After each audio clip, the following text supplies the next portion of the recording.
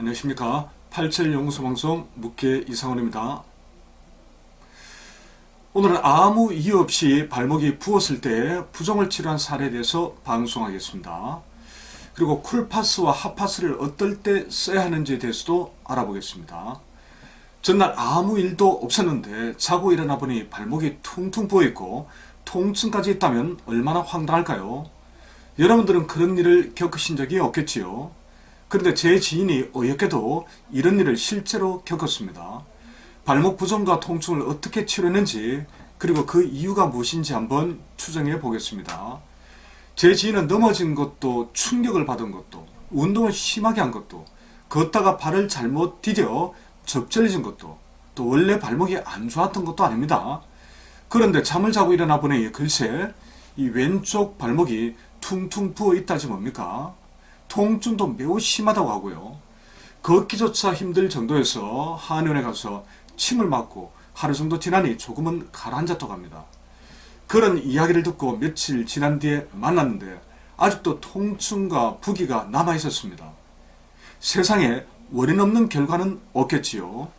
진맥을 해보니까 통증과 부종이 집중된 이 바깥쪽 발목입니다.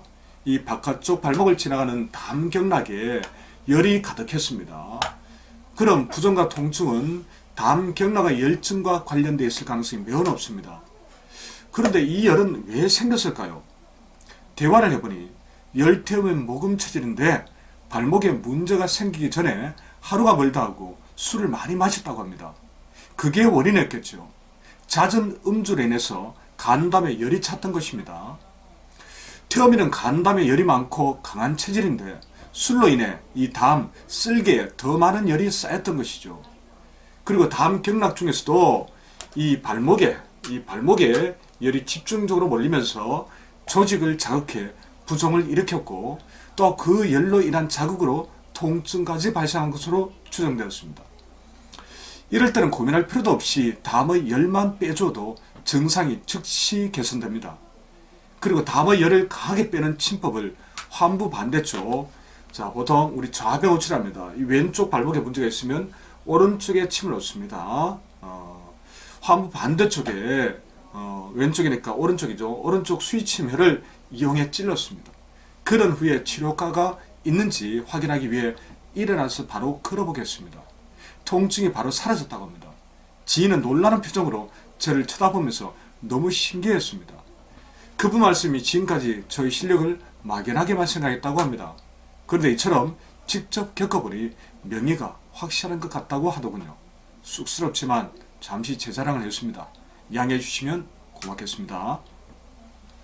자, 이 손가락에 25분 정도 자침한 후에 이번에는 좁쌀을 이용해 태음인 체질을 고려해 담경락의 허시를 조절하는 침법으로 바꾸어 주었습니다. 열을 너무 강하게 오래 빼면 역효과가 날 수도 있습니다. 그래서 25분만 침을 꽂고 처방을 달렸던 것입니다. 또한 함께 술을 마셔야 하니 열이 다시 생기지 않도록 감과 담을 미리 조치해 놓을 필요도 있었고요. 지인의 연구소를 걸어 나갈 때는 당연히 들어올 때와 달리 자연스러운 발걸음이었고요. 술을 마시면서도 내내 발목을 만지며 신기하단 말을 반복했습니다. 지금까지 말씀을 드린 것처럼 특별히 발목을 접질린 것도 아닌데 위 사례처럼 발목 부종과 통증이 나타날 수도 있습니다. 이처럼 이유 없이 발목이 부었을 때는 진맥을 통해 해당 경락이 어떤 한절과 유기적인 상태인지를 정확히 파악해야 합니다. 그래야 최선의 치료법을 찾아 적용할 수 있습니다. 언젠가 카페 침법 회원님들께 이 심화 과정을 통해서 치료법을 소개해 드리도록 하겠습니다. 자, 그럼 침을 모르는 일반인들은 어떻게 하면 좋을까요? 이처럼 관절에 갑자기 붓는 것은 거의 전부 열 때문입니다. 열을 받으면 조직이 상하고 울결됩니다. 그럴 때는 응급조치로 무조건 열을 빼주어야 합니다. 그럼 냉찜질을 해야겠지요. 만약 파스를 붙인다면 쿨파스가 좋고요. 투수들이 투구를 한 후에 열이 나는 어깨 관절을 안정시키기 위해 냉찜질을 하는 것과 같은 원리입니다. 일주일에 10일 정도 지나서 부기가 빠진 후에는 혈행을 좋게 해야 합니다. 그래야 어혈이 빠져나오고 피가 잘 통해 조직이 복원됩니다. 그럴 때는 쿨파스를 붙이면 됩니다. 그럴 때는 쿨파스를 붙이면 안 되겠죠. 혈관의 수축되어 회복이 느려지기 때문입니다. 바로 핫팟으로 바꾸어줘야 합니다. 그런데 많은 분들이 결리고 아프면 무조건 쿨팟을 붙입니다. 인체 원리를 이해하지 못하는 것은 물론이거니와 자칫 증상을 더 악화시킬 수 있습니다. 자, 오늘 방송을 통해서 발목을 다치지 않고도 부종과 통증이 나타날 수 있다는 점을 이해하셨으리라 생각합니다.